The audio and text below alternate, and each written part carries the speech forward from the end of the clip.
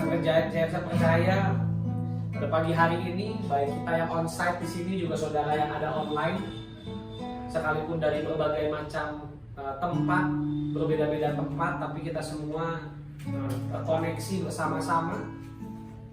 Nah, saya rindu untuk kita semua sama-sama bisa tetap strong. Hari-hari ini banyak hal yang bisa melemahkan roh kita. Ya, saudara yang di Zoom, saudara bisa on cam, silahkan untuk on cam. Siapkan catatan saudara karena hari ini ada sesuatu yang luar biasa yang Tuhan sedang kerjakan, di mana saya sedang berbicara tentang mengakselerasikan janji Tuhan, acceleration promise of God. Bagaimana saudara bisa mengakselerasi janji Tuhan dalam hidup saudara? Amin. Siapa yang rindu janji Tuhan digenapi, diakselerasi dalam kehidupannya, katakan haleluya. Haleluya. Ya. Penting sekali untuk mengalami penggenapan janji Tuhan, karena kita nggak mungkin membawa orang lain ke tempat di mana kita belum pernah ke sana. Saya ulangi, kita tidak mungkin membawa orang lain ke tempat di mana kita sendiri belum ke sana. Ya. Contoh, saudara belum pernah ke Bali, saudara ajak saya jalan-jalan di Bali, tidak bisa. Akan terbatas sekalipun saudara punya Google Map, sekalipun saudara punya artikel-artikel yang menunjang untuk tempat-tempat wisata, tapi itu baru teori sifatnya. Tapi bagaimana caranya kita mengalami realita daripada apa yang mau kita bagikan, sehingga ketika kita membagikan itu maka kita sudah menghidupinya, katakan amin. Nah, saya berusaha untuk apa yang saya bagikan adalah apa yang saya hidupi, apa yang saya terapkan sebagai prinsip-prinsip yang membuat saya tetap kuat sampai hari ini dan menerima janji Tuhan. Nah, saya rindu prinsip-prinsip yang saya pegang di dalam kebenaran firman Tuhan yang membuat saya hari ini bisa menerima janji Tuhan, itu diimpartasi kepada saudara supaya saudara juga bisa menangkap dan berakselerasi dalam janji Tuhan. Katakan amin. Siapa yang rindu janji Tuhan digenapi dengan segera dalam tempo yang sesingkat-singkatnya, ya? Jangan lama-lama. Cepat atau lamanya janji Tuhan tergenapi itu bergantung saya, katakan saya. Jadi kita yang bisa membuat cepat, kita yang bisa membuat lama. Apakah hari-hari ini kita sedang menunggu janji Tuhan dan tidak datang-datang? Kalau kita sedang menunggu janji Tuhan dan itu belum datang-datang, artinya kita harus terus berakselerasi di dalamnya. Kita harus terus bergerak. Seberapa firman yang saudara tangkap sesuai dengan level masing-masing, firman Tuhan katakan lanjutkan perjalananmu sesuai dengan tingkat pengertian dan pemahaman. Di sini saya berbicara dengan orang berbagai macam level atau tingkat rohani. Seberapa yang kau tangkap dari apa yang saya berikan, sekalipun ada mungkin yang engkau nggak ngerti sebagian, tapi dengan apa yang kau ngerti, tangkap itu dan lanjutkan perjalananmu. Katakan lanjutkan. Jadi jangan berhenti karena tidak mengerti. Khotbahnya berat, khotbahnya susah, tidak bisa dipahami. Justru saya mau menarik saudara ke tingkat yang lebih tinggi, ya, supaya kita bisa mengalami percepatan. Yang mau mengalami percepatan katakan amin. Ya. Jadi saya mau kasih pesan bahwa dimanapun saudara berada, kalau saudara mendengarkan firman yang saya bentangkan dan belum paham, jangan saudara undur, tapi terus lanjutkan perjalananmu sampai di depan nanti Roh Kudus akan singkapkan artinya apa. Katakan amin. Saya akan ulangi tadi kembali lagi kepada janji Tuhan. Ada banyak orang mencoba membawa orang lain ke tempat di mana dia sendiri belum di sana. Saya belum pernah ke Israel. Saya nggak bisa ngajak saudara jalan-jalan ke Israel, karena saya belum ke Israel. Kecuali suatu hari Tuhan izinkan saya ke Israel, saya sudah tahu tempat-tempatnya, ya saya bisa ajak. Kalau ke Yunani, kemarin saya sama istri udah ke Yunani. Nah, saya bisa ajak saudara kalau mau jalan-jalan ke kota Korintus. Itu pantainya indah sekali. Pantai di Korintus itu beda dengan di Bali. Pantai di Korintus itu batu-batu, pasirnya tuh batu-batu besar-besar. Jadi sepanjang di jalan di pinggir pantai itu kayak injak batu-batu marmer, batu-batu ya macam-macam batu marmer begitulah. Jadi macam kayak refleksi kaki. Dan pantainya bersih sekali. Itu di Yunani. Waktu itu kami ke kuil Poseidon. Dan di sana kami melihat bagaimana perjalanan Paulus lah di Yunani. Seperti itu ada gereja Paulus di sana. Di mana gereja yang katanya sih didirikan oleh Rasul Paulus, seperti itu.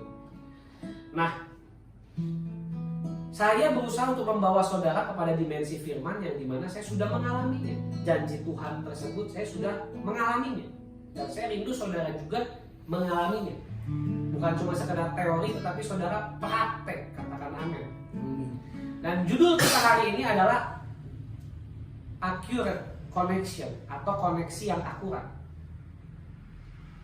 Apa itu koneksi? Koneksi itu seperti saudara ngecas handphone. Nah, saudara cas dari charger saudara ke handphone, itulah disebut koneksi. Ada koneksi. Koneksi itu akan mengalirkan daya atau listrik. Apa itu akurat? Akurat itu adalah pas, tidak lebih, tidak kurang. Ya. Jadi misalkan contoh saya bilang, jangan bekerja terus. Lalu saudara tafsirkan, ya udah kalau gitu saya malas-malasan tidur di rumah. Itu nggak akurat namanya. Dan itu saya khotbah. Misalkan saya sampaikan firman, jangan malas-malasan terus. Dan itu saudara kerja siang malam. Dan saudara pikir ya kan jangan malas-malasan. Nah itu namanya nggak akurat. Definisi akurat itu bukan lebih, bukan kurang, tapi pas. Katakan pas. Jadi banyak orang Kristen kalau nggak dengar khotbah itu nggak akurat. Contoh ketika pendeta khotbah, jangan malas seperti semut, harus terus bekerja. Nggak mau kerja jangan makan. Akhirnya saudara tangkap itu, lalu saudara praktekkan, saudara kerja siang malam sampai nggak ke gereja, sampai nggak doa. Ini namanya nggak akurat. Banyak orang salah mengimplementasikan firman yang mereka dengar. Karena dari 12 murid Yesus, mereka mengimplementasikan dengan cara yang berbeda, dengan sudut pandang yang berbeda, tergantung level rohani mereka. Jadi jangan salah mengartikan apa yang saya sampaikan ini. Jadi tadi akurat itu adalah pas, katakan pas. Ada kalanya pendeta khotbah, jangan malas, harus bekerja. Lalu saudara tangkap, ya udah saya bekerja siang malam, kan nggak boleh malas, saya harus bekerja terus. Nah gitu ditegur sama pendetanya, kenapa kamu nggak ke gereja? Kan Pak Pendeta bilang jangan malas. Nah Pak Pendeta bilang ya nggak begitu konsepnya. Dan itu saudara dibilang lagi. Dan habis itu Pak Pendeta bilang khotbah, jangan kerja terus. Ingat kuduskan hari Sabat. Datang ke gereja beribadah. Waktu saudara tidur, Tuhan memberkati saudara. Nah, saudara tangkap salah lagi. Tiap hari saudara tidur. Nah, gitu, saudara miskin. Dan itu saudara ditanya sama Pak Pendeta, kenapa kamu gak kerja? Kan Pak Pendeta bilang, tidur saja nanti Tuhan memberkati orang yang dikasihinya. Dan itu Pak Pendeta bilang lagi, bukan begitu konsepnya. Dan itu saudara marah sama Pak Pendeta. Pak Pendeta gimana sih? Kemarin saya kerja terus dimarahin. Sekarang saya tidur terus dimarahin. Nah ini saat saudara salah nangkep firman. Apa yang disebut akurat? Akurat itu pas. Nggak lebih, nggak kurang. Kalau timbangan tuh pas. Nah di Alkitab itu banyak hal-hal pengajaran yang sepertinya kontradiktif atau paradoks. Contohnya yang tadi saya bilang, di satu sisi Alkitab bilang kamu jangan malas, kamu harus rajin, harus kerja. Tapi di sisi lain Alkitab bilang bukan kerja keras yang bikin orang kaya. Nah orang kalau nggak ngerti, nggak akurat otaknya, mereka akan nangkap salah. Mereka akan bingung, mereka akan marah sama pendeta, akan komplain, saya kerja salah. Saya nggak kerja salah, Pak Pendeta maunya apa sih? Firman Tuhan tuh maunya apa sih? Nah ini artinya saudara gagal paham, nggak akurat. Nah, ini definisi akurat ditangkap dulu. Kalau saudara nggak tangkap ini, nanti saudara mengartikan firman Tuhan tuh salah terus. Bukan firmannya yang salah, saudara nangkepnya yang salah, begitu. Ya, misunderstanding namanya. Nah, Saya mau saudara baca ya kitab Yohanes 15 ayat 5 sampai 6. Ini ayat yang kemarin beberapa waktu kemarin Tuhan ingatkan saya dan Tuhan taruh lagi ayat ini kuat untuk saya masuk lebih dalam. Ya. Yohanes 15 ayat 5 sampai 6. Kita akan bahas tentang koneksi yang akurat. Kenapa kalau saudara lihat saya selalu nulis kalau ngirim pesan itu diakhiri dengan keep strong and accurate, stay connected. Nah ini nanti saudara akan ngerti kenapa saya selalu bilang itu. Saya akan jelaskan kenapa setiap kali saya tulis ada pesan, ada apa. Kalau kop surat itu selalu saya tutup dengan kop surat saya itu dengan keep strong and accurate, stay connected. Nah saya akan jelaskan sama saudara. Yohanes 15 ayat 5 sampai 6. Akulah pokok anggur dan kamulah ranting-rantingnya. Jadi rantingnya siapa? Yesus. Yesus itu pokok anggurnya. Rantingnya siapa? Kita. Katakan saya. Barang siapa tinggal di dalam aku dan aku di dalam dia. Ini berbicara dari Christ in us and we are in Christ. Christ in us, Kristus dalam kita. Dan kita dalam Kristus, and we are in Christ. Ini berbicara daripada manunggal menjadi satu, berbicara koneksi. Dia berbuah banyak, sebab di luar aku kamu tidak dapat berbuat apa-apa. Ini garis bawahi saudara. Di luar aku kamu tidak dapat berbuat apa-apa. Wow. Ini statement yang sangat powerful yang keluar dari mulut Yesus sendiri, yang berbicara sebab akibat. Katakan sebab akibat. Sebab akibat. Ada hukum di dunia yang namanya sebab akibat. Akibatnya saudara sakit AIDS. Sebabnya, penyebabnya apa? Melakukan yang namanya hubungan bebas. Saudara sakit ginjal. Sebab akibat. Akibatnya adalah sakit ginjal. Sebabnya apa? Suka mabok dulunya. Ya. Saudara sakit mengalami diabetes. Itu hubungan sebab akibat. Nggak mungkin tiba-tiba diabetes muncul. Ada setan diabetes datang gitu kan. Ada setan diabetes datang lalu merasuki saudara. Dan saudara bilang, dok saya kerasukan setan diabetes. Nggak mungkin saudara. Kalau saudara dicek diabetes berarti pola hidup saudara salah. Itu sebab akibat, jangan salahin setan. Setan bilang, yang makan manis-manis kamu, yang makan enak kamu, yang disalahin saya. Ya. Jadi ada hubungan sebab akibat. Yesus bilang, di luar aku kamu tidak bisa apa-apa. Ini sebab akibat. Artinya kalau di luar Yesus kita nggak bisa buat apa-apa, di dalam Yesus berarti kita bisa melakukan apa? From zero to hero. Ya. Lalu barang siapa tidak tinggal di dalam aku, ia dibuang. Perhatikan ini. Ini satu statement yang mengerikan menurut saya. Kadang pendeta dibilang, oh pendeta itu nggak punya kasih, masa jemaat dibuang?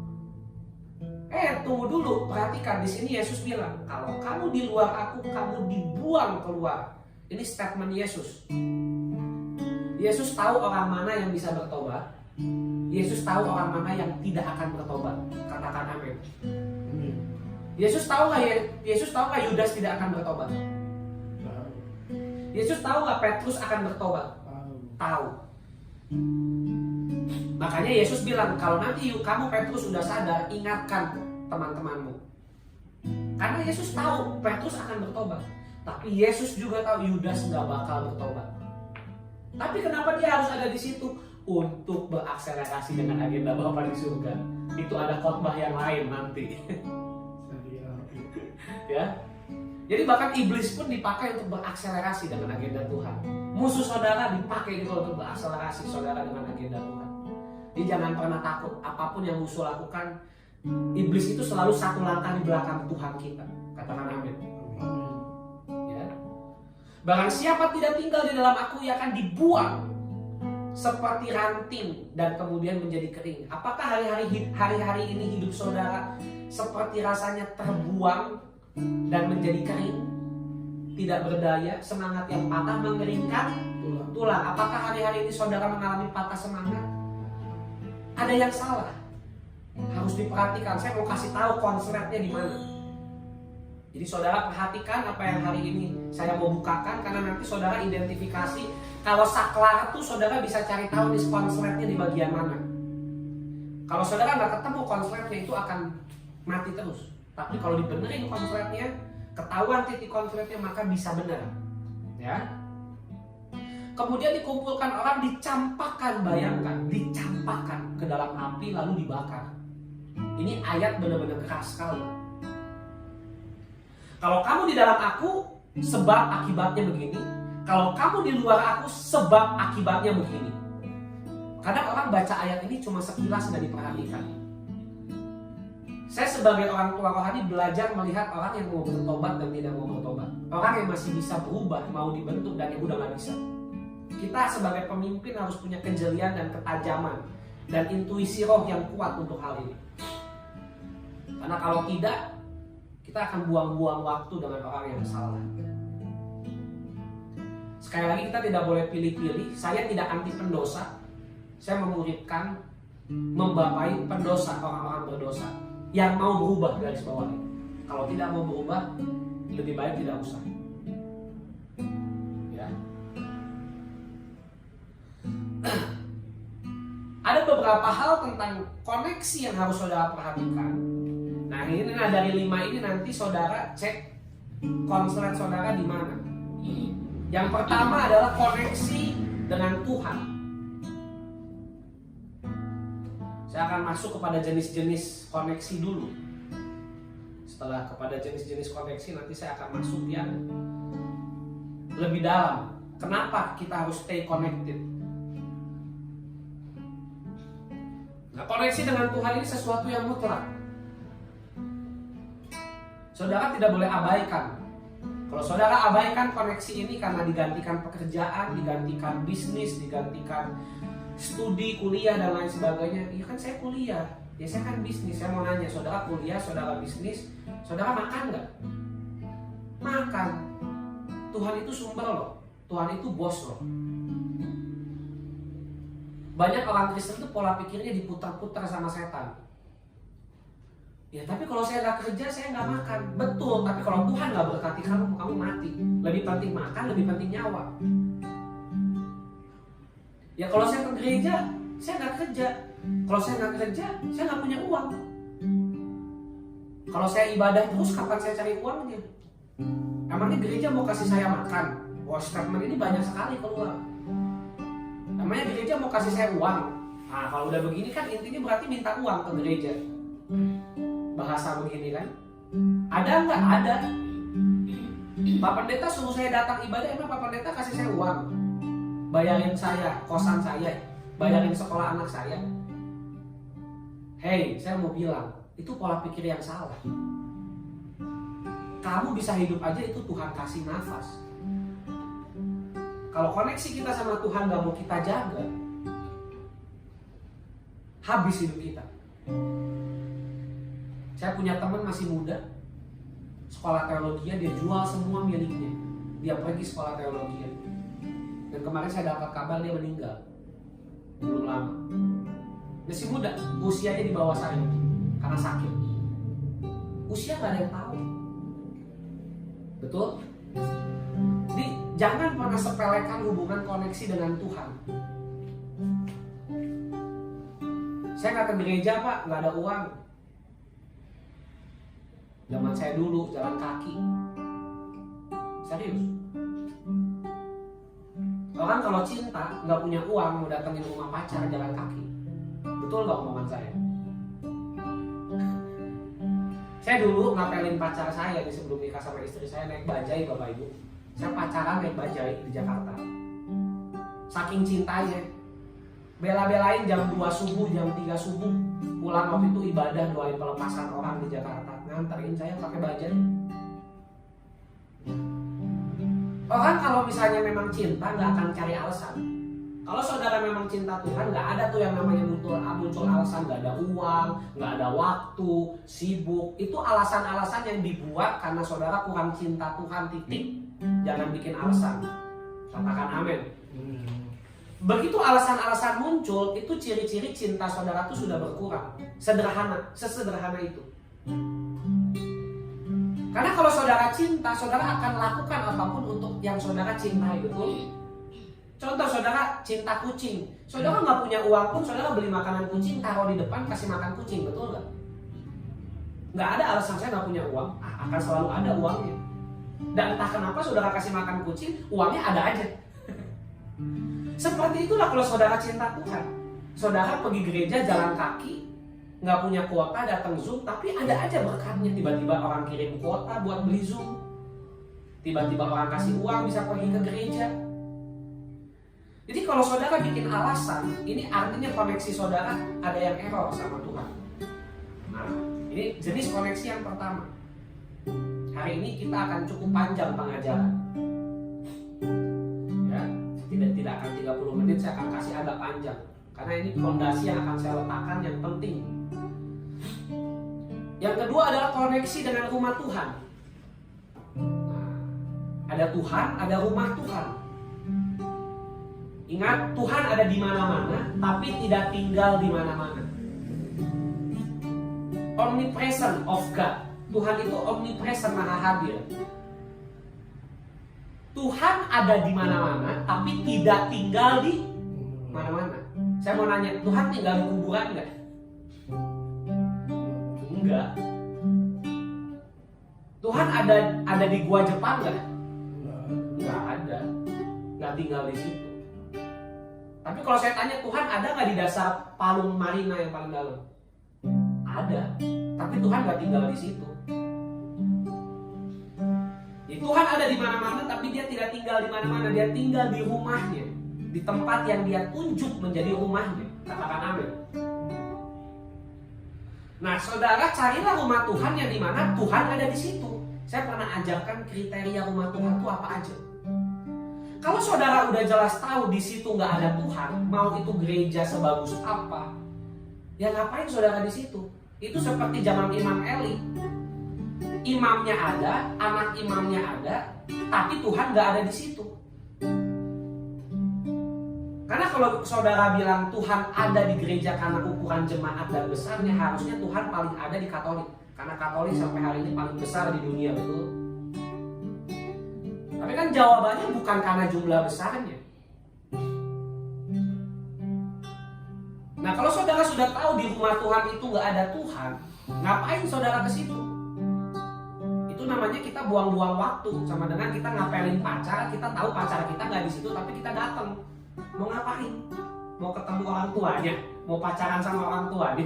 Kan enggak, gitu Bapak Ibu. Saudara udah jelas mau jemput orang, orangnya nggak ada di sana. Saudara ngapain ke sana? Itu yang nanti kita kecewa, nanti kita sakit hati. Dan itu kita nangis sama Tuhan. Kita bilang, Tuhan saya udah rajin ke gereja, Tuhan saya ibadah, Tuhan saya pelayanan. Tapi Tuhan bilang saya nggak ada di situ, kok kamu ke situ? Tidak semua gereja ada Tuhan di sana. Ini perkataan saya cukup tajam. Ada gereja-gereja tertentu yang bahkan Tuhan cuma utus malaikat. Ada malaikatnya ada di situ, tapi Tuhan nggak ada di situ. Mereka ibadah cuma ada malaikat aja.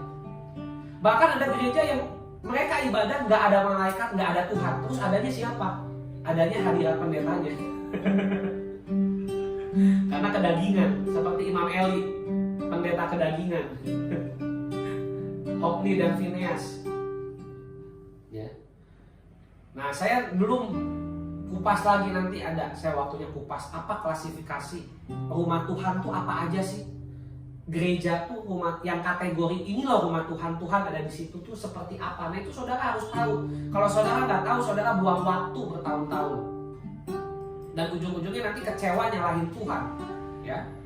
Nah, koneksi yang kedua adalah koneksi dengan rumah Tuhan. Nah, koneksi dengan rumah Tuhan ini saudara harus jaga. Ketika waktunya beribadah, bersekutu seperti sekarang, ya bersekutu. Saudara bayangkan, orang Hindu aja taatnya itu ke pura. Sehari berapa kali mereka pasangannya? 3 kali. Orang Muslim ke masjid 5 kali sehari sholat. Nah kita orang Kristen seminggu sekali ibadah aja, ya ampun susahnya minta ampun. Bayangkan seminggu sekali loh ke gereja, dan itu pun Zoom lagi. Waduh, kalau saya jadi Tuhan sih, saya lempar-lempar saudara. Dewanya orang Hindu itu minta sehari 3 kali loh. Saudara kita yang di seberang dari Muslim 5 kali Bapak Ibu. Nah saudara, kalau cuma seminggu sekali aja ibadah dan itu masih males-malesan, dan alasan Tuhan saya udah kerja dari Sabtu sampai Senin sampai Sabtu saya udah kerja, Minggu saya nggak mau lagi ibadah. Waduh, ini sih udah akut Bapak Ibu. Ya. Koneksi dengan rumah Tuhan harus dijaga, persekutuan dengan orang-orang kudus. Alkitab katakan jangan membiasakan diri menjauhkan diri dari persekutuan.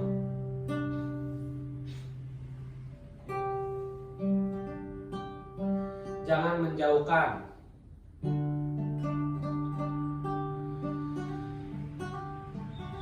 Ibrani 10 ayat 25. Janganlah kita menjauhkan diri dari pertemuan-pertemuan ibadah kita seperti yang dibiasakan beberapa orang. Artinya ada jenis-jenis orang yang malas ibadah. Ada jenis-jenis orang yang malas bersekutu. Gereja itu bukan gedung. Bapak Ibu pikir, oh saya belum ke gereja karena saya belum ke gedung gereja, saya cuma Zoom di rumah. Nah bagaimana nanti angkatan anak saudara gerejanya TikTok? Dan itu saudara bilang, kamu belum ke gereja. Anakmu bilang, saya udah gereja mah, gereja TikTok.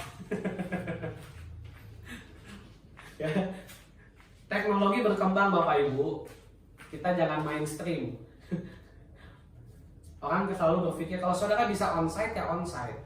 Tapi kalau saudara hanya bisa di Zoom karena kendala jarak, ya di Zoom saudara ibadah. Tempat di rumah saudara berada ya jadi rumah Tuhan. Kecuali saudara tidak sama sekali ibadah, beda cerita. Nah konsep ini kan yang tidak dipahami dulu.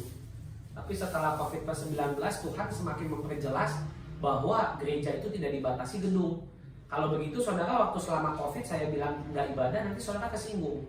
Saya ibadah kok Zoom. Nah itu saudara bilang Zoom ibadah. Sekarang udah COVID saudara bilang Zoom nggak ibadah. Jadi saudara nggak konsisten dong. Kalau sekarang ditanya kamu udah ibadah belum? Aduh saya belum ibadah. Tapi sudah Zoom, sudah dengar firman, sudah.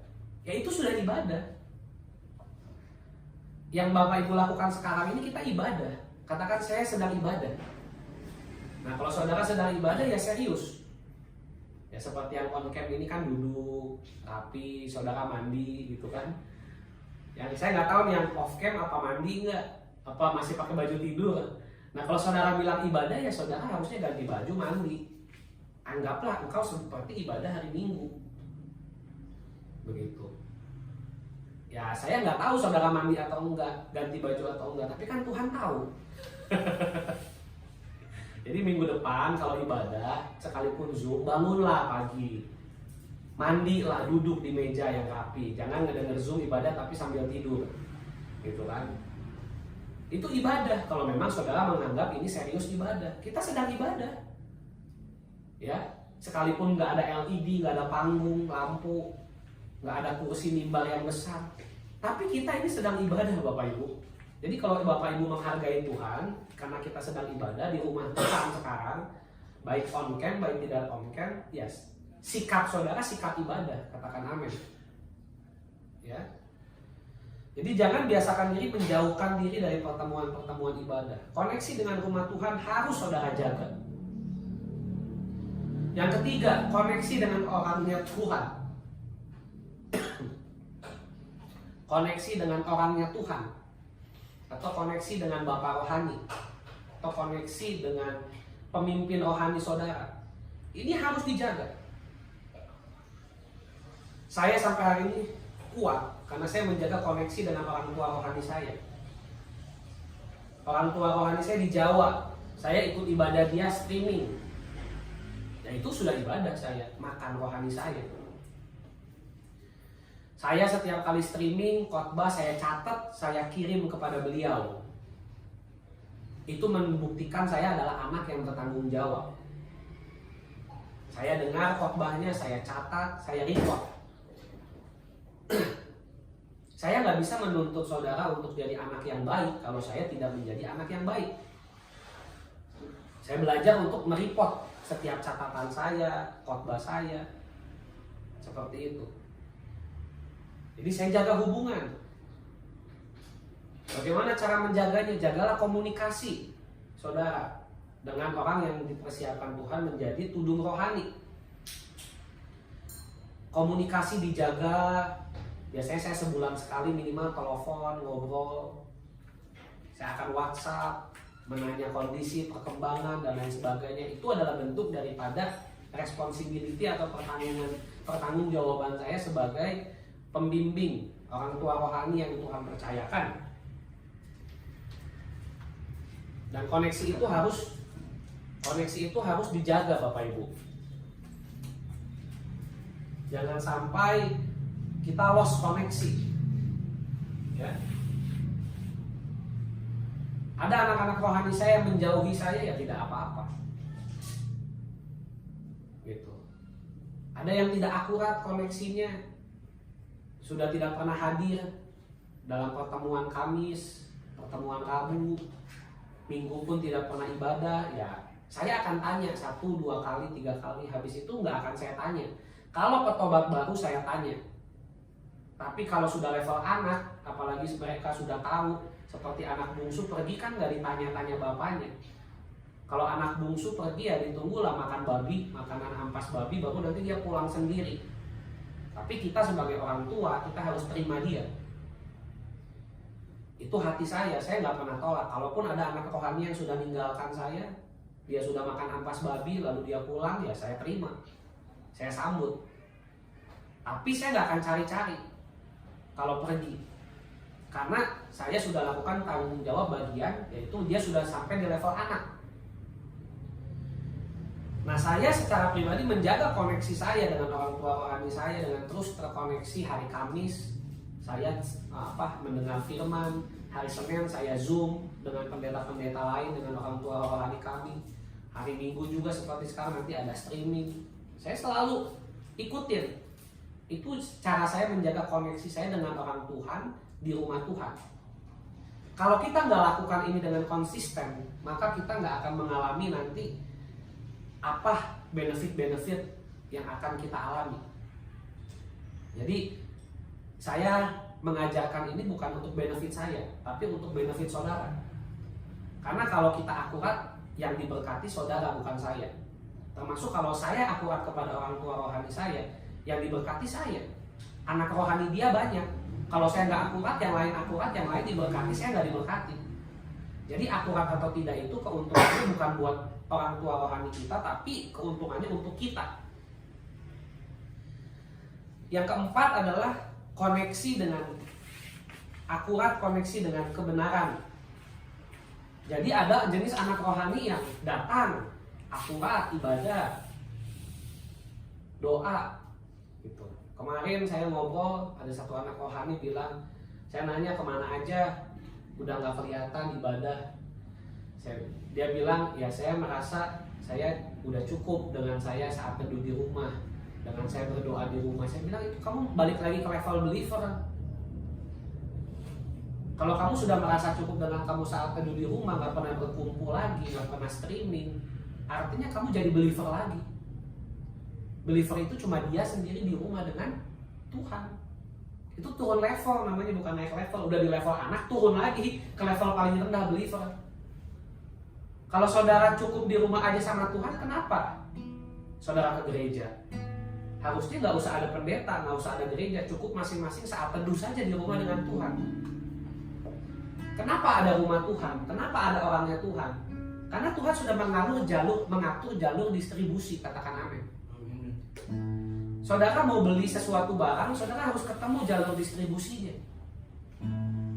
Semua jenis barang ada jalur distribusinya. Saudara belilah Apple dari distributor resmi.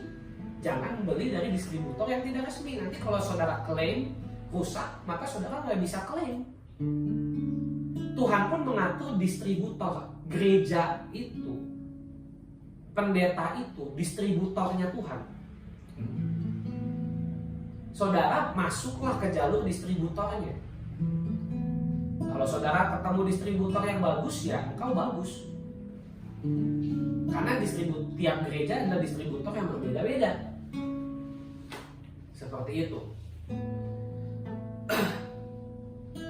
Jadi tidak cukup kita di rumah sendiri cuma saat teduh. Nah, tapi ingat juga kan saya bilang, jangan saya bilang gini, saudara rajin streaming, Sabtu datang, Minggu datang, Rabu datang, Kamis datang, tapi nggak pernah doa di rumah, nggak pernah saat teduh.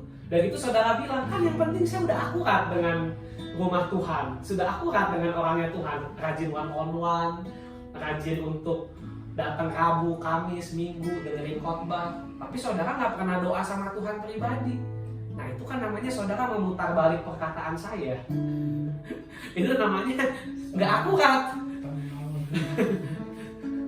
Ada juga jenis anak rohani yang nyatet, datang kelas, tapi ditanya kamu doa pribadi nggak, patroli nggak? Enggak. Ini nggak akurat juga.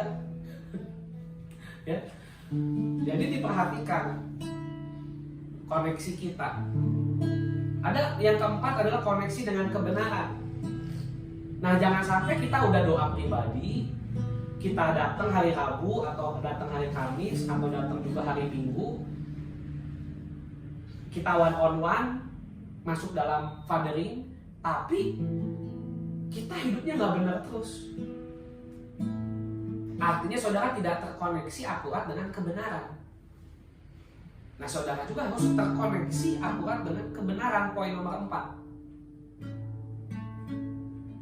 Karena ada jenis orang juga yang gereja rajin, kelas datang, doa peperangan datang, tapi hidupnya di luar tetap nggak benar. Nah ini nggak akurat juga. Koneksi kepada kebenaran ini harus diperhatikan. Nah saya ajarkan jenis-jenis koneksi ini. Kalau saudara praktekkan ini, rohanimu nggak akan naik turun, pasti naik terus. Ini rahasia saya. Saya bagikan 5 koneksi. Yang terakhir adalah koneksi dengan saudara sedestiny. Kemarin ketika saya bertemu di Prigen, di BDI dengan pendeta-pendeta lain, saya satu kamar. Saya satu kamar dengan pendeta-pendeta dari Sorong dan satu kamar dengan pendeta dari Manado. Ya, saya ngobrol dengan saudara-saudara sedestiny saya. Mereka kadang punya kendala, yaitu di mana anak mereka, ya biasa kan yang jadi kendala itu anak hamba Tuhan. Gimana caranya melakukan pergerakan di generasi selanjutnya. Maka saya berkoordinasi, ya sudah, kalau memang saya nanti ke Papua atau waktu saya ke Manado, ya nanti saya mampir, saya ketemu mereka jemput saya. Siapa tahu saya bisa ngobrol dengan anak-anak mereka, atau saya bisa sharing di gereja mereka, saudara sedestiny. Seperti itu, bisa membagikan dari sudut pandang yang lebih muda. Karena banyak anak muda itu udah mental block kalau pembicaranya sudah usia biasanya. Saya paham itu. Tapi ya sudah lah, saya bilang nanti saya kalau misalnya sana, ya saya support saudara sedestiny lah. Kasih waktu juga untuk membangun seperti itu. Ini koneksi dengan saudara-saudara. Tahun depan nanti saudara mungkin yang ke Bali ya, sama-sama kumpul ketemu di Bali. Itu momen saudara nanti ketemu anak-anak rohani yang lain. Nah, nanti koneksi saudara lah. Jangan kita datang itu nggak ketemu ngobrol sama siapa-siapa. Bangunlah hubungan. Jangan menyendiri. Saya nggak menyendiri. Saya ada waktu saya sendiri, ada waktu saya dengan saudara sedestiny yang lain. Saya jenis orang yang lebih suka sendiri. Tapi ada waktu saya pakai ngobrol sama yang lain. Ada waktunya. Tapi ada waktunya saya pun cuma pengen sendiri. Nah itu harus tahu kita kapan mengaturnya seperti itu. Nah ini ada 5 koneksi Bapak Ibu yang kita harus jaga dengan Tuhan, rumah Tuhan, orangnya Tuhan, kebenarannya, saudara sedestiny. Ada 5 koneksi.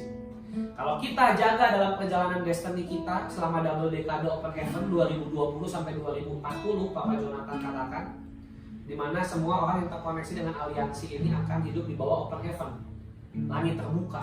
Kalau hidup saudara akurat dengan 5 ini.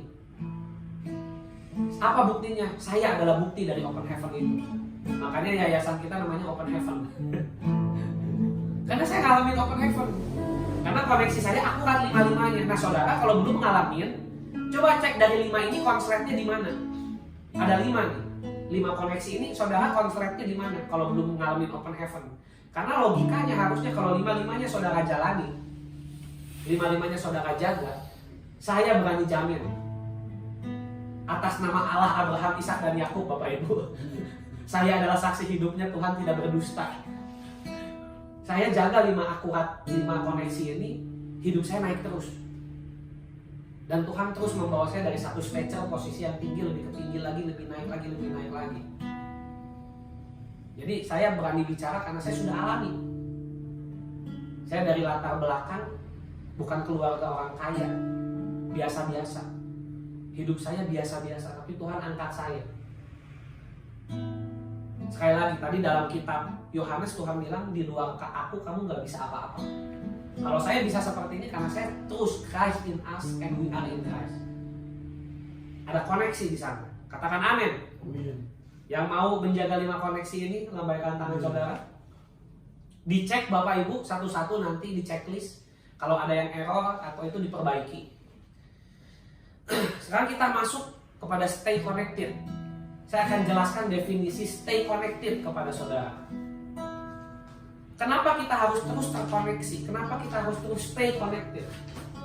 Tetap terkoneksi. Kenapa? Ada 7 benefit yang akan saudara dapatkan. Wah, saya udah kayak sales obat ya. Kalau sales obat gitu kan, ya saudara, ini obat penghilang bulu hidung. Ya. Beli ini, saudara dapat 7 benefit. Ya. Ya Bapak Ibu akan dapat 7 benefit kalau tetap terkoneksi dengan akurat. Ini bukan saya ya, bukan statement saya, tapi ini Alkitab yang ajarkan. Elisa kalau nggak tetap terkoneksi sama Elia sampai akhir, dia nggak akan dapat 2 bagian rohnya Elia. Dia menjaga koneksinya, stay connected dengan Elia. Makanya itu nabi-nabi sempurna tuh yang bilang, ngapain kamu ikutin Elia? Kamu mau kemana? Dia mau diangkat. Itu kan ada nabi-nabi tuh, nabi-nabi yang mereka juga tahu Elia mau diangkat, tapi mereka nggak ngikutin Elia. Cuma Elisa aja ngikutin Elia. Nah saya sebut itu nabi-nabi sempurna. Yang tahu isi hati Tuhan, tapi nggak taat. Mereka cuma ngolok-ngolok Elisa aja, gitu kan? Mereka udah tahu Elia itu mau diangkat, tapi nabi-nabi sempurna ini mereka ini nggak terkoneksi akurat, gitu ya. Jadi di tingkat nabi pun ada Bapak Ibu nabi sempurna namanya. Yang pertama, kenapa kita harus terus terkoneksi Bapak Ibu? Ini benefit yang pertama. Ketika kita stay connected, ini adalah kunci untuk mendapat aliran supply ilahi dari Tuhan. Amin. Ada supply di alam roh. Ada makanan di alam roh, ada minuman di alam roh. Ketika kita terkoneksi ilahi, maka berkat itu akan mengalir. Kepala Harun ke janggut, ke jubahnya turun. Ini bicara dari pemimpin rohani ke penatua, diaken, turun ke jemaat. Kalau pemimpinnya nggak benar, pemimpinnya hidupnya nggak benar, ya turun aliran ke bawahnya pun nggak benar. Makanya kita hamba-hamba Tuhan, pemimpin-pemimpin rohani harus jaga kehidupan. Berusaha untuk menjaga kehidupan kita. Supaya orang yang terkoneksi dengan kita mendapat suplai ilahi atau kehidupan yang ilahi dari Tuhan. Yohanes 15 ayat 4. Tinggallah di dalam aku dan aku di dalam kamu. Seperti ranting tidak dapat membuah dari sendirinya sendiri. Ini berbicara ketika kita tidak terkoneksi, kita tidak dapat benefit di mana kita tidak bisa berbuah karena tidak ada supply. Kenapa pohon bisa berbuah? Karena ada nutrisi, sama-sama katakan nutrisi. Ada supply. Ingat Bapak Ibu, dalam peperangan logistik adalah kunci kemenangan. Makanya kalau Bapak Ibu lihat strategi perang Cina, saya tuh suka nonton film-film Cina peperangan. Salah satu strategi peperangan Cina ketika mereka berperang, mereka akan cari yang pertama, gudang makanan. Mereka akan bakar gudang makanan musuh. Jadi saya nonton film Cina, nonton film-film dinasti, belajar. Tuhan tuh ajarin saya, Tuhan bilang, tuh lihat, musuh itu akan bakar gudang logistik. Apa maksudnya gudang logistik? Bapak Ibu kalau dibikin miskin nggak punya uang, pasti ibadah juga pusing, banyak pikiran, betul nggak? Aduh, listrik belum dibayar. Anak sekolah belum bayaran, debt collector di depan lagi ibadah hari Minggu, diketok-ketok ada debt collector. Bapak Ibu bisa konsen nggak ibadah? Nggak bisa, susah. Setan tahu kalau logistik kita dibakar, maka kita akan namanya keteteran. Logistik itu keuangan, makanya biasanya setan itu serang tuh keuangan dulu. Karena keuangan tuh kaki. Saudara kalau kakinya ditendang lumpuh, nggak bisa ngapa-ngapain. Ya, uang bukan segala-galanya. Tapi semua dalam running organisasi, gedung, semua perlu uang. Nah, iblis ini akan selalu potong suplai saudara.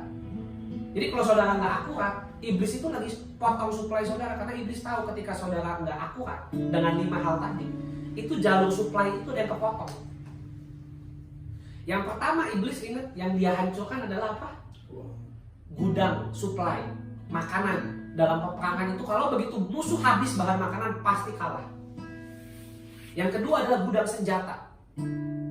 Kalau saya nonton film-film Cina itu biasa mereka tuh bakar tuh gudang senjatanya dihancurin. Kalau saudara perang nggak punya senjata mau ngapain? Betul nggak Bapak Ibu? Bayangin saudara tentara mau perang, gudang senjatanya dibakar. Mau lawan pakai apa? Pasti menyerah.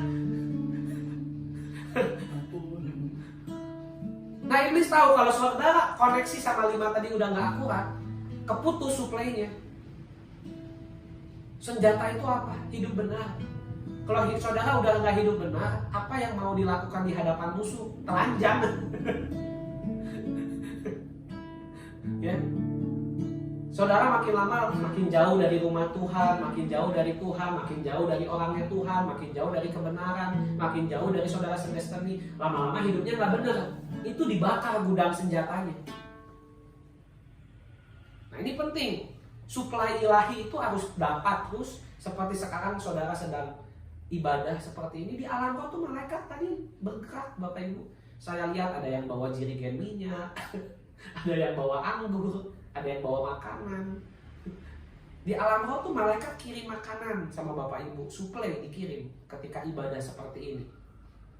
Jadi jangan malas ibadah. Kalau malas ibadah ya nggak dapat suplai di alam roh. Ingat, suplai rohani mempengaruhi suplai natural. Kalau saudara di alam rohaninya udah miskin, nanti ke alam jasmaninya kita juga akan miskin. Miskin damai sejahtera, miskin sukacita, miskin pengharapan, miskin kebenaran, itu miskin. Jadi miskin itu nggak selalu uang.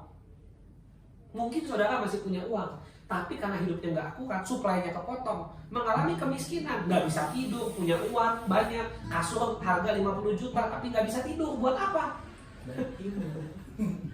Teman saya bilang katanya ada antimo. Ya saudara minumin antimo tiap hari ginjalnya kemal, gitu kan?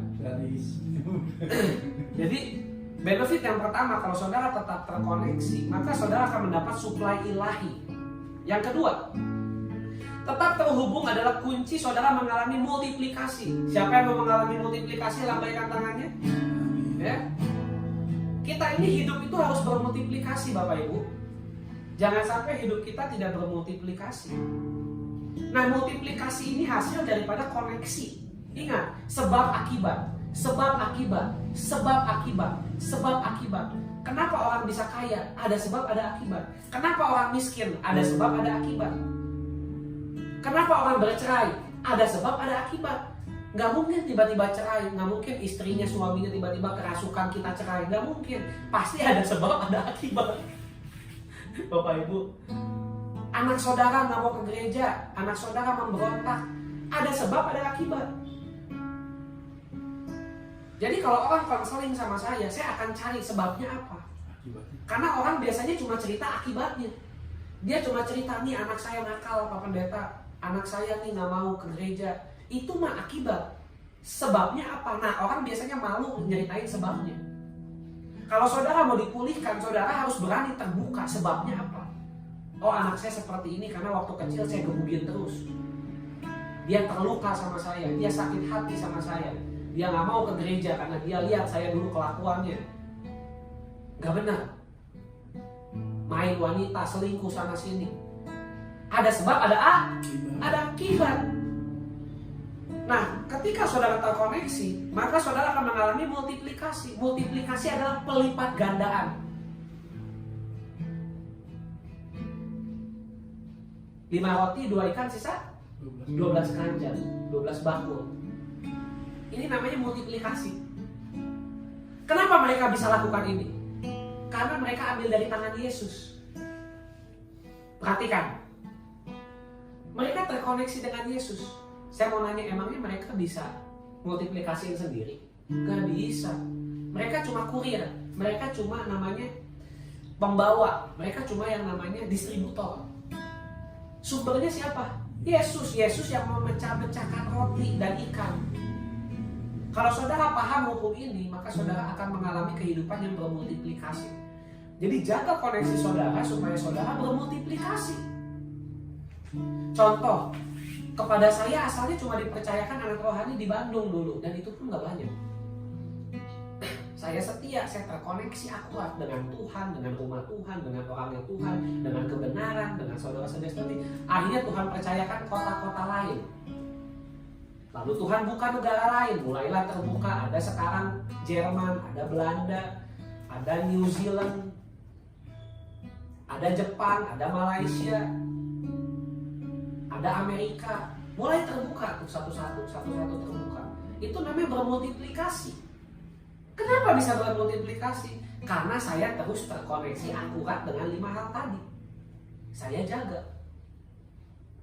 Nah, Bapak Ibu, apakah rindu mengalami multiplikasi? Amin. Amin. Saya rindu pelayananmu bermultiplikasi, bisnismu bermultiplikasi, keuanganmu bermultiplikasi. Nah, saudara jangan hanya mau multiplikasinya. Ingat, sukses ada polanya, gagal pun ada polanya. Nah, jangan sampai saudara ini mau sukses tapi pola yang diterapkan pola orang gagal.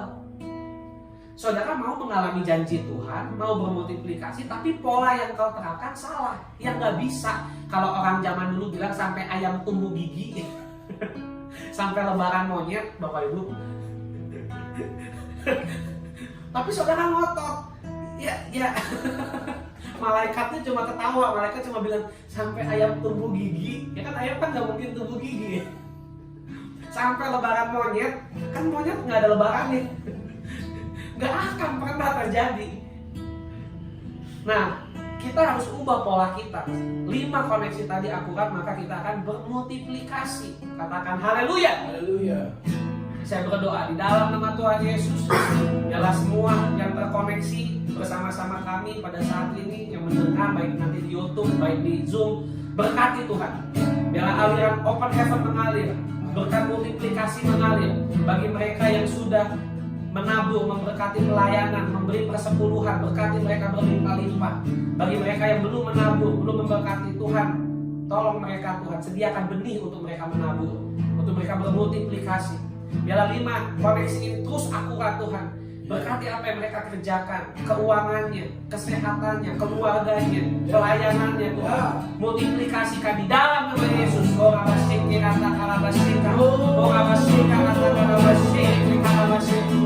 nama Yesus. Haleluya, haleluya. Di dalam nama Yesus. Saya rindu saudara bermultiplikasi.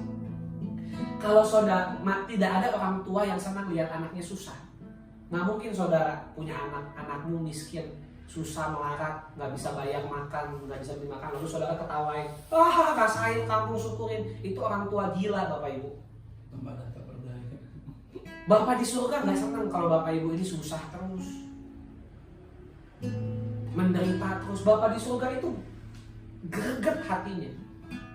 Rindu saudara ini diberkati, rindu saudara ini bermultiplikasi, jadi berkat. Katakan amin. Amin. Nggak ada Bapak di surga itu senang-senang saudara sakit. Oh Tuhan saya sakit nggak sembuh-sembuh. Dan itu Bapak di surga ketawa. Nggak ada. Kalau anaknya sakit, Bapaknya merasakan sakit. Tapi kalau kita belum sembuh, artinya kan ada koneksi kita yang harus diperbaiki.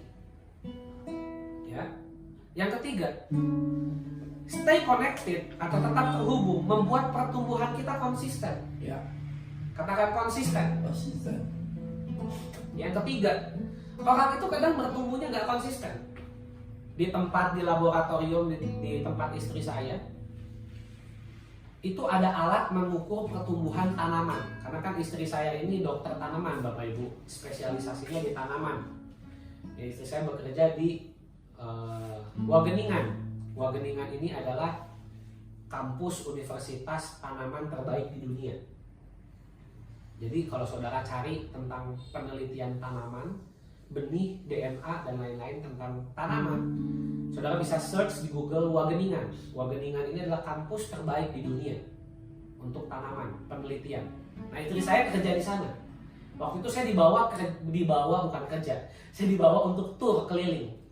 Nah, di sana saya lihat rumah kacanya, saya lihat fasilitasnya lengkap sekali, saya lihat tempatnya besar sekali. Itu udah lebih besar dari mall.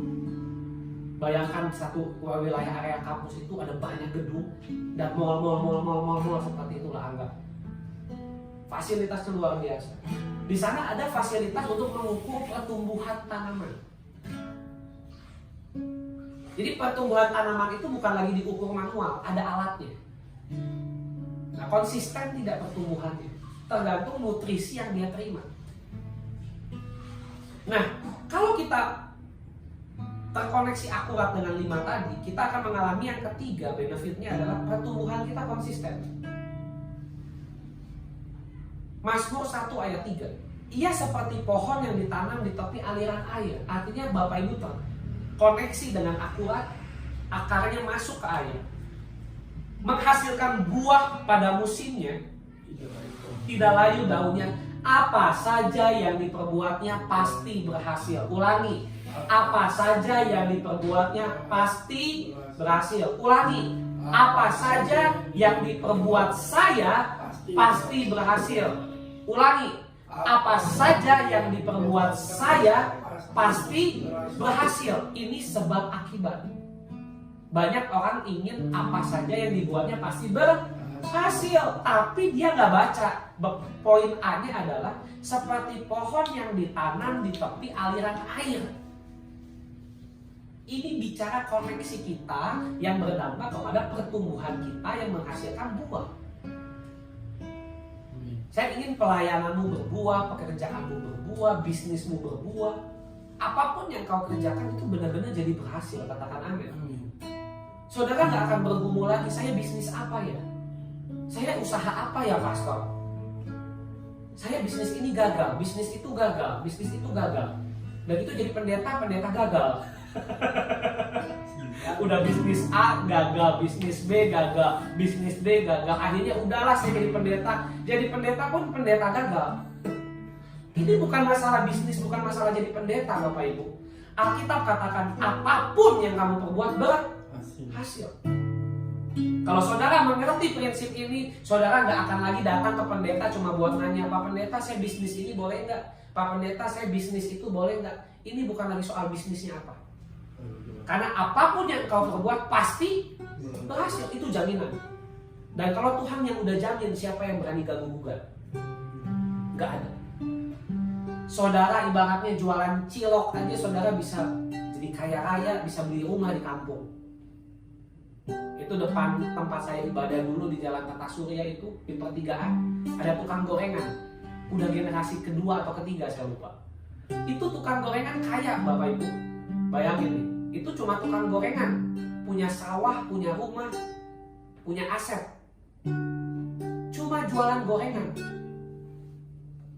Daripada saudara punya kafe tapi nggak benefit, mending jual gorengan sana, tapi bisa naik haji.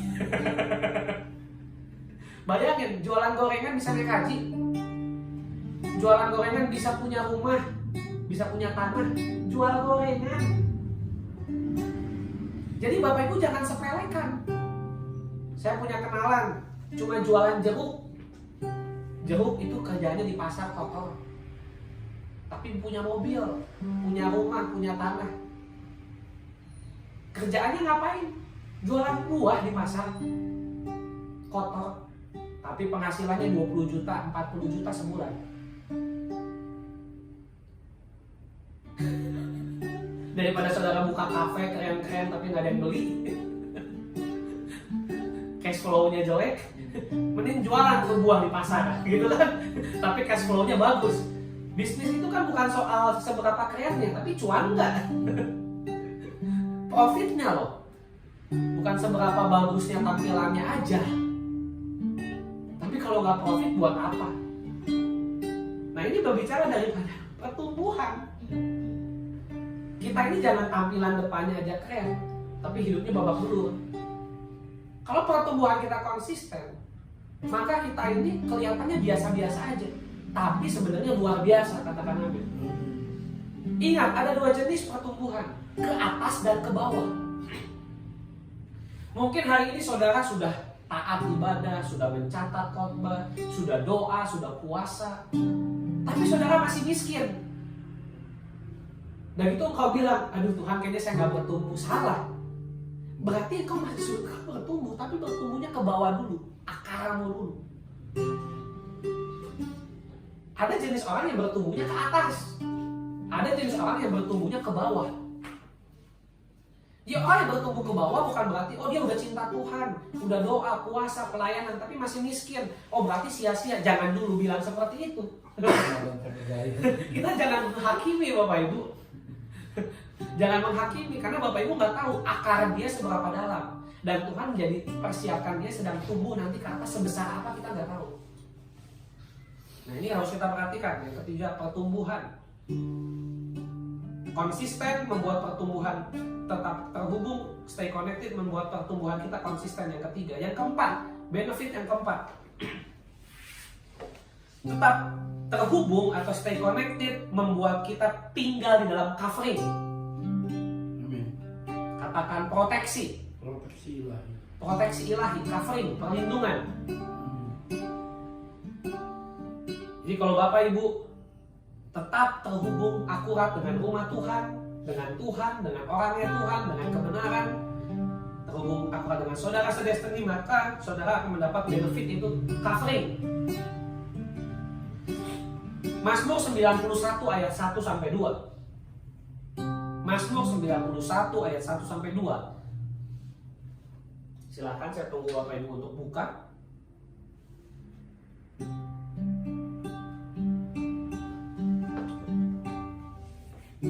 Saya bacakan 1, 2, 3. Orang yang duduk dalam lindungan yang maha tinggi dan bermalam dalam naungan yang maha kuasa akan berkata kepada Tuhan, tempat pelindunganku dan kubu pertahananku, Allahku yang kupercayai.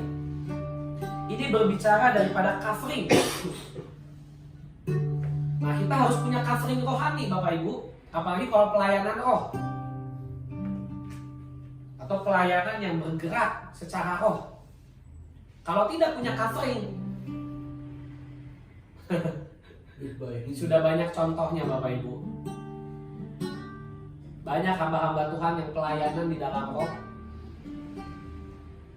itu akhirnya tragis. Ya, saya tidak perlu sebut salah satunya, yang salah satu revivalist terkenal dari Bandung itu matinya kan kepleset. Itu hamba Tuhan hebat, hamba Tuhan luar biasa, masih muda. Matinya belum usia tua, masih muda. Kenapa mati kepleset? Covering ini penting sekali. Nah, saudara, kalaupun punya orang tua rohani, punya rumah Tuhan, punya Tuhan, tapi hidupnya nggak benar, dan itu saudara kenapa-napa, ya jangan salahin saya. Karena covering itu nggak akan berfungsi kalau koneksimu nggak akurat.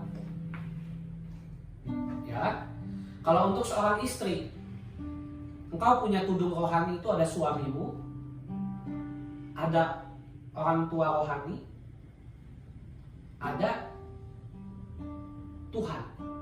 Jadi ada 3 payung otoritas.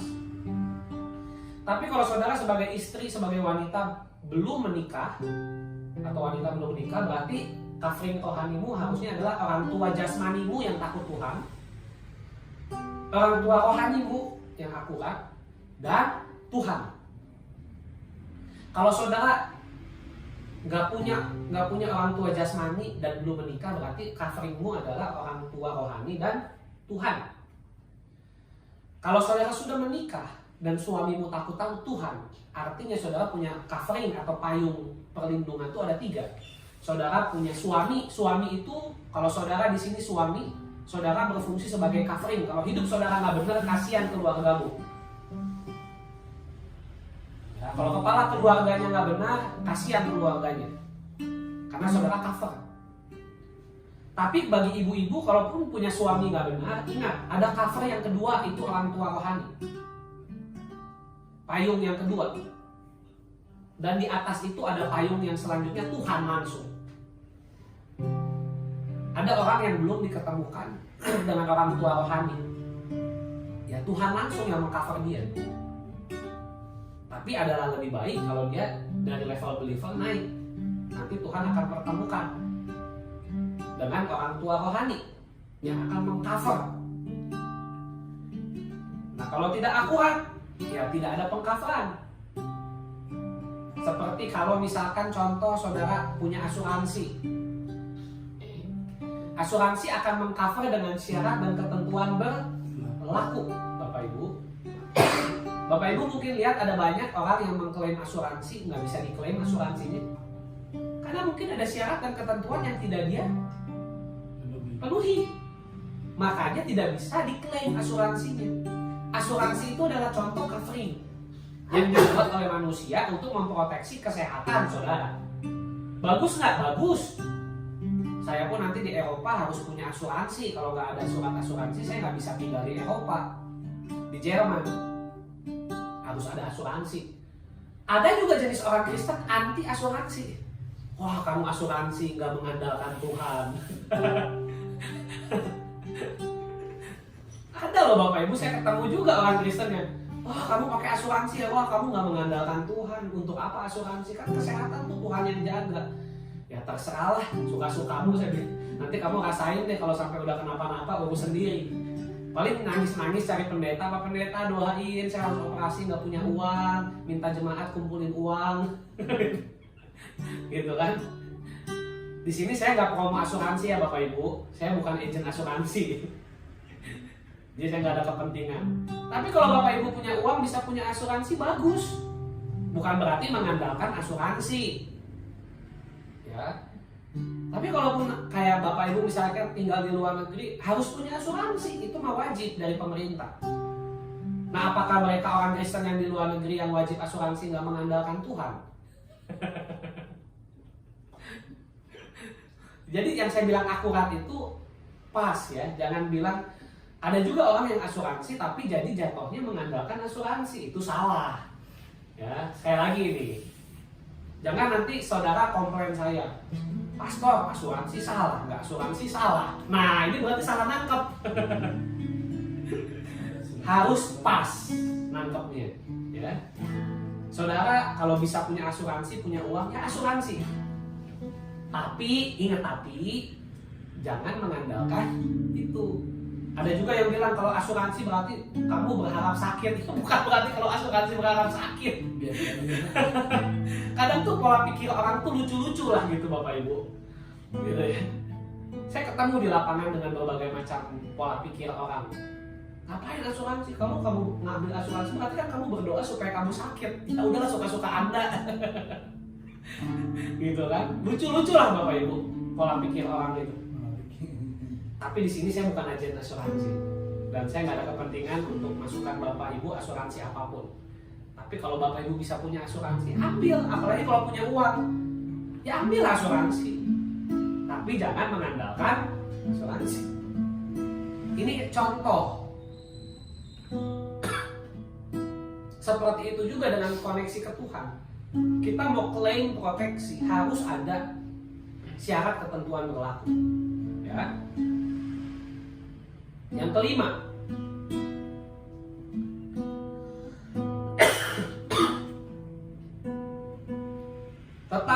koneksi membuat roh kita berkobar-kobar atau bergelora.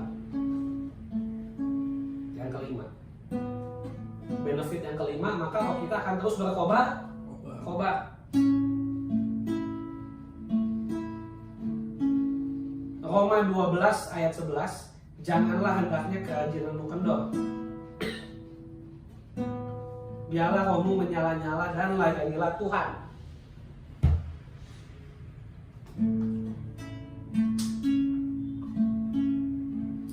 Janganlah kerajinanmu kendor, hendaklah rohmu menyala-nyala dan layanilah Tuhan. Benefit yang kelima, maka Bapak Ibu akan punya roh yang berkobar. Saya kalau ketemu saudara-saudara sealiansi saya, mereka itu kalau dengar firman tuh agresif. Yes, amin. Bahkan sampai berdiri dari kasur, dari bangku Bapak Ibu, sampai berdiri. Papa rohani saya khotbah 1 jam itu semua berdiri, nggak ada yang duduk, nggak ada yang berani duduk. Berdiri semua. Yes, amin. Yes, amin. Nah saudara, kalau ada di atmosfer yang seperti itu, imanmu pasti bangkit. Bayangin, ini khotbah saudara semua duduk kan? Papa rohani saya khotbah itu ratusan orang berdiri semua. Dan nggak diinstruksi berdiri, mereka otomatis karena rohnya berkobar. Mereka dengar firman, mereka teriak, yes, amin, yes, amin. Itu sehat.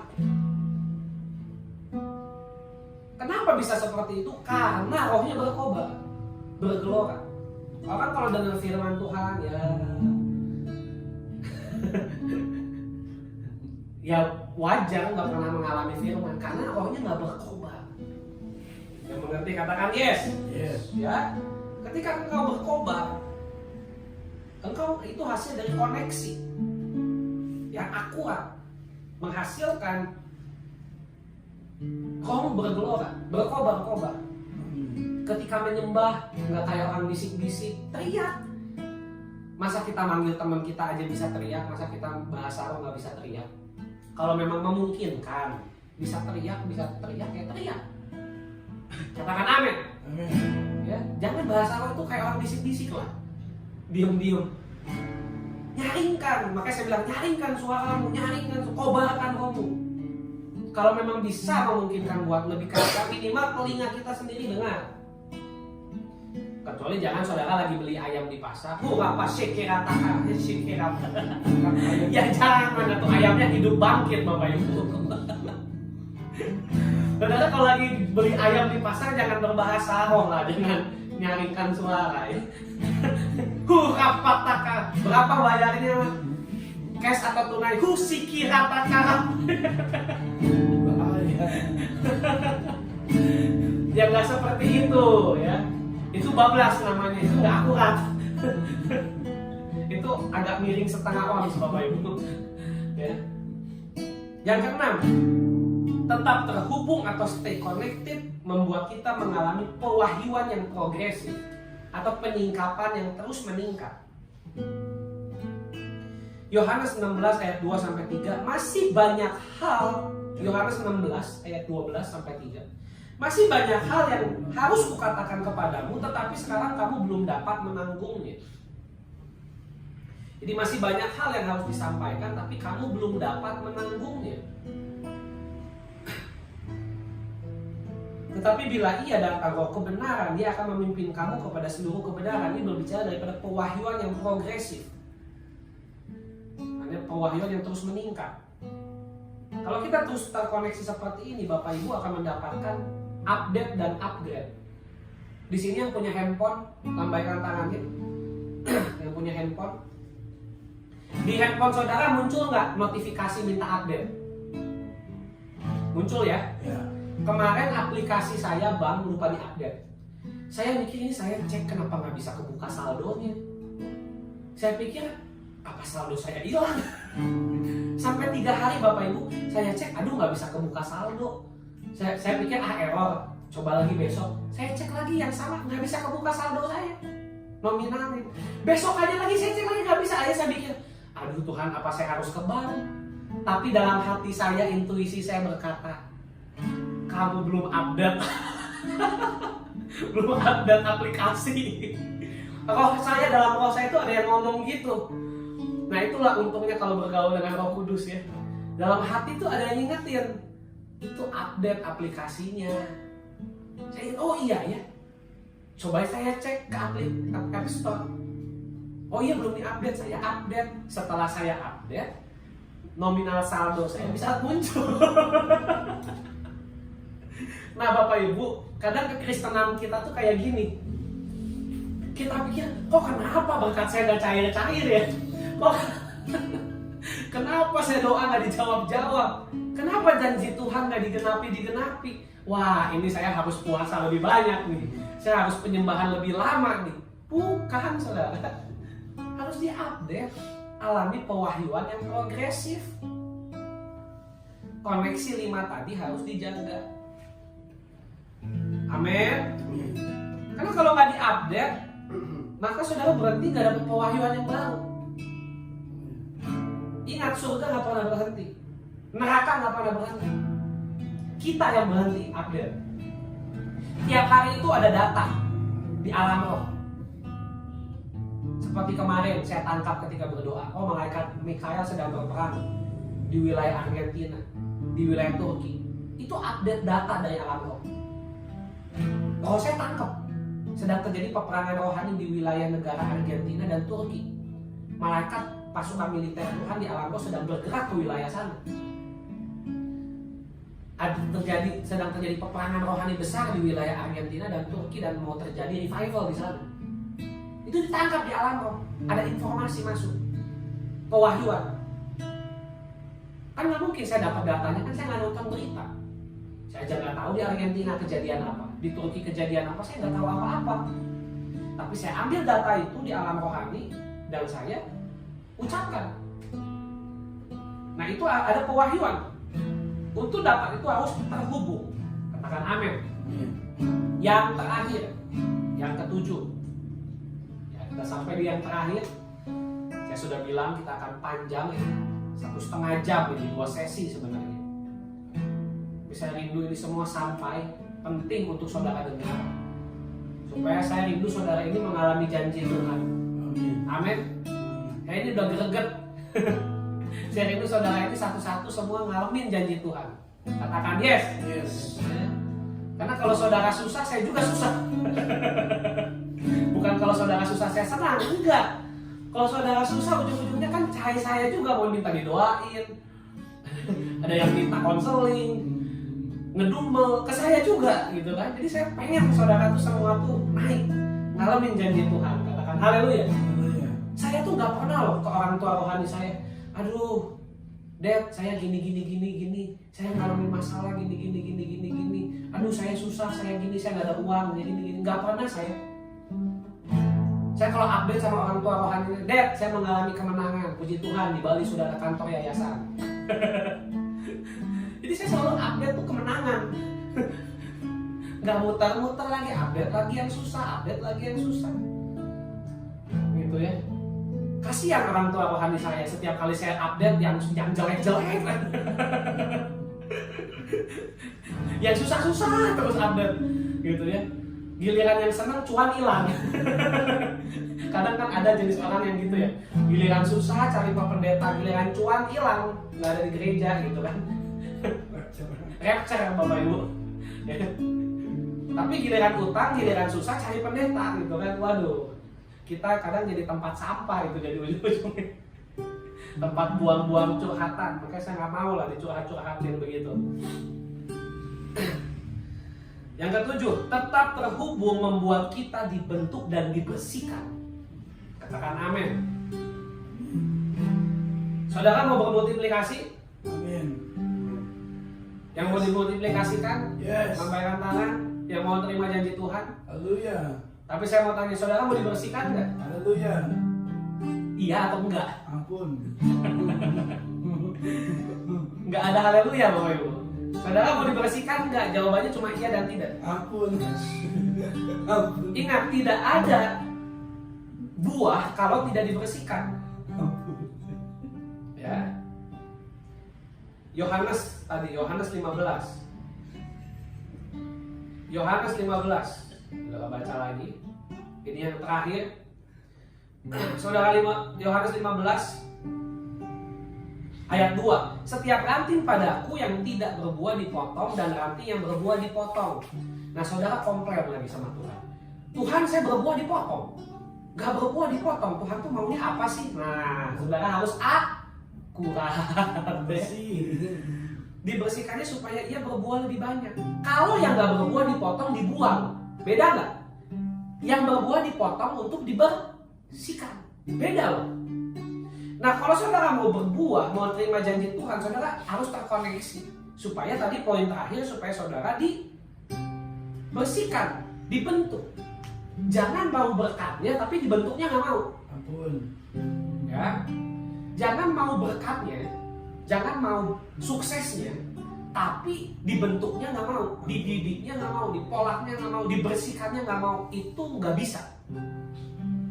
Kita harus mau dibersihkan, ditegur, diingatkan, dinasehati. Saya pernah nggak ditegur orang tua rohani saya, diingatkan? Pernah.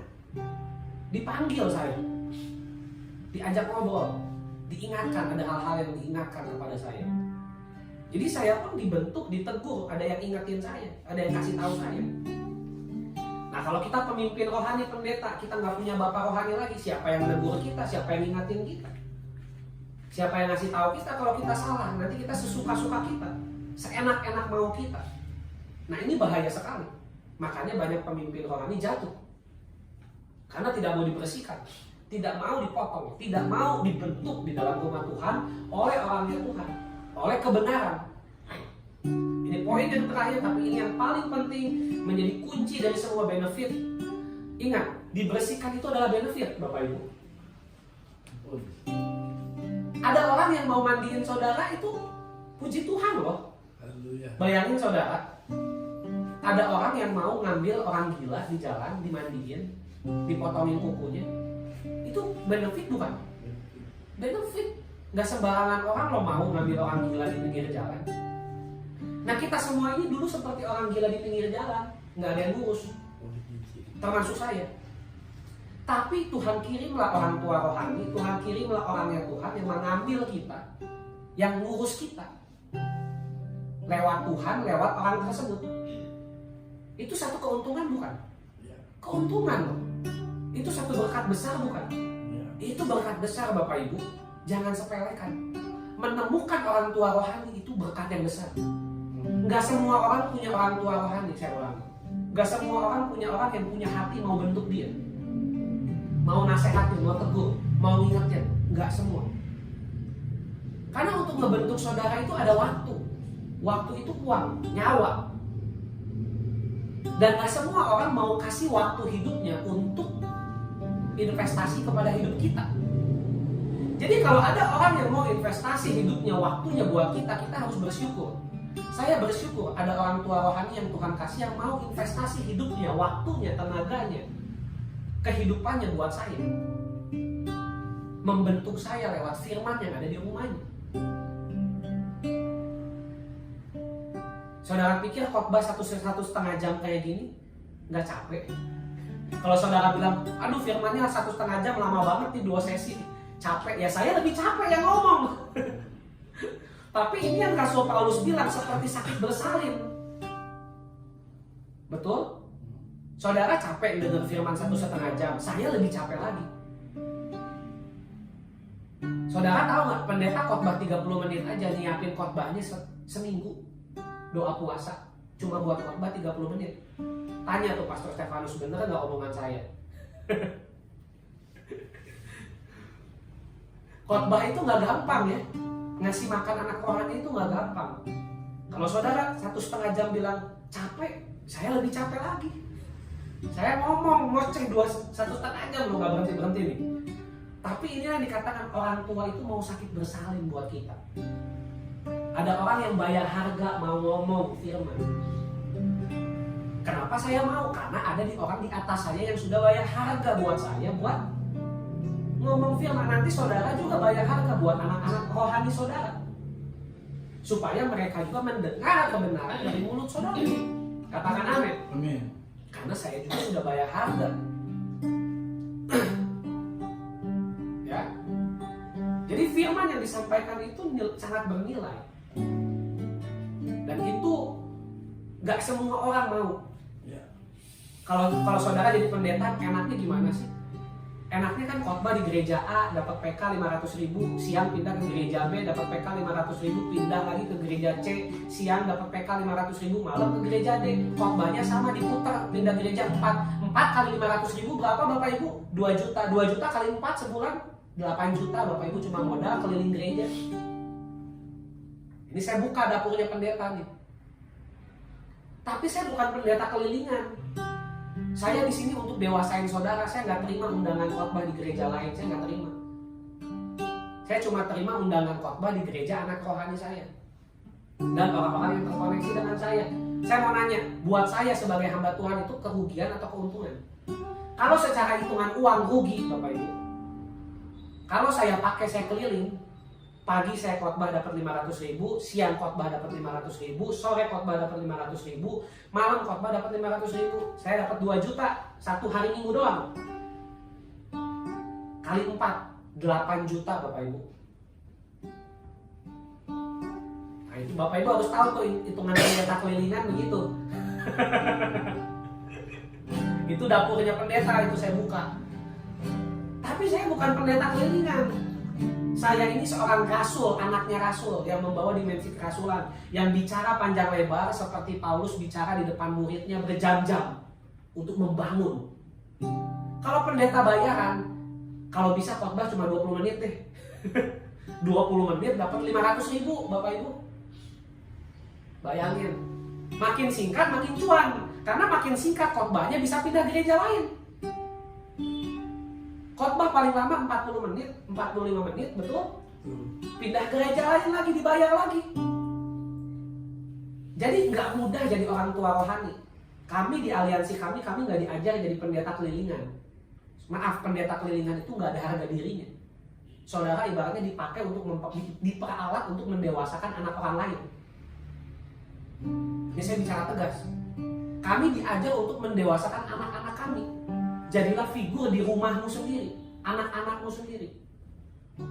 Lebih baik saya jadi superhero-nya buat anak saya daripada buat anak orang lain. Kenapa? Saya khotbah di gereja orang lain, minggu depan pendeta lain yang khotbah. Khotbah saya udah hilang, nggak ada gunanya, nggak ada yang dibangun. Mungkin hanya memberkati pada saat itu, selesai. Tapi setelah itu minggu depannya lagi datang pengkhotbah yang lain, khotbah beda khotbahnya atau bahkan bertentangan, mereka jemaat udah lupa. Jadi kita nggak bisa membangun dengan pola pendeta kelilingan.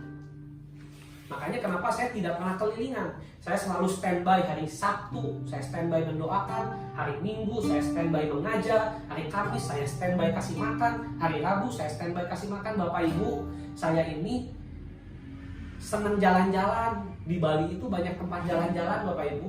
Kalau milih jalan-jalan sama ngajar Bapak Ibu, saya milih jalan-jalan. Ya, tapi saya kalaupun saya duduk berjam-jam saya ngajar itu karena saya mencintai Bapak Ibu dan saya mencintai anak-anak rohani saya. Dimana hari Minggu tuh saya tuh pengen liburan, pengen jalan-jalan juga. Hari Sabtu juga sebenarnya saya juga waktunya saya pengen jalan-jalan. Tapi saya pakai untuk ngasih makan, betul? Itu kan bayar harga. Mendoakan orang capek nggak? Capek Bapak Ibu. Mengkonseling orang capek nggak? Capek. Ngasih makan anak rohani capek? Capek Bapak Ibu. Tapi itu semualah yang saya sebut dengan bayar harga kita. Dengan koneksi akurat, maka kita akan mengalami tadi pembentukan. Kenapa saya kasih tahu ini? Karena seperti inilah cara mempola membentuk. Kalau kita mau membentuk seperti Paulus membentuk murid-muridnya, kita harus masuk kepada satu pola yang sama. Sehingga kita bisa membangun dengan pola yang kuat. Katakan amin. Amin. Ya. Saya rindu kita semua terus dibangun. Bagi saudara yang ada di YouTube dan juga yang ada di Zoom, kalau saudara belum terkoneksi dengan anak rohani kami atau belum terkoneksi dengan kami, silakan saudara kontak kami untuk bisa terkoneksi dengan kami, untuk di cover, untuk dibapai. Kalau saudara juga belum memiliki aliansi tempat untuk beribadah, kita bersama-sama setiap hari Minggu silahkan datang untuk beribadah bersama-sama. baik saudara yang di Zoom juga yang ada di YouTube. Jadi kalau saudara ingin lebih jauh dibimbing, saudara bisa mengkontak juga, menghubungi kami sehingga kami bisa membimbing saudara lebih lanjut, membawa saudara ke Sion untuk mencapai tujuan, destiny, perjalanan yang Tuhan mau. Saya rindu kita semua terus strong, terus akurat, dan terus mengalami daripada benefit jikalau kita hidupnya akurat dengan 5 kebenaran, dengan 5 hal yang tadi kita sudah bahas.